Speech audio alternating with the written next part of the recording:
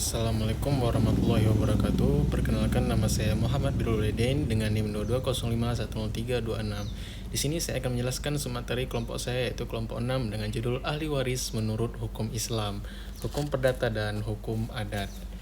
Pengertian hukum waris dan ahli waris Islam adalah hukum yang mengatur segala sesuatu yang berkenaan dengan peralihan hak dan atau kewajiban atas harta kekayaan seseorang setelah ia meninggal dunia kepada ahli warisnya.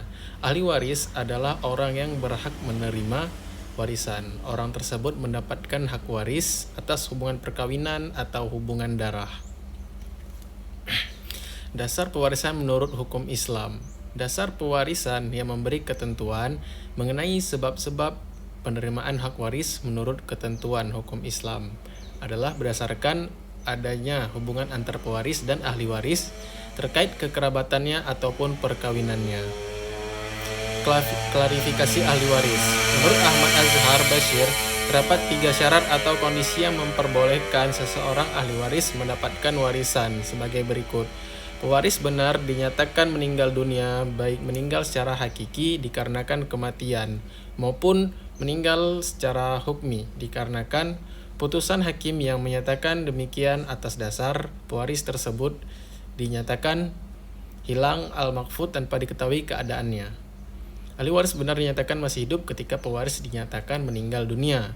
Benar dinyatakan adanya alasan atau sebab ahli waris memiliki hak dalam mewarisi harta pewaris. Hukum waris dan ahli waris perdata. KUH Perdata memandang hak pewaris adalah hak kebendaan atas harta kekayaan dari orang yang meninggal dunia. Pasal 584 KUH Perdata menyebutkan hak mewaris sebagai salah satu cara untuk memperoleh hak milik.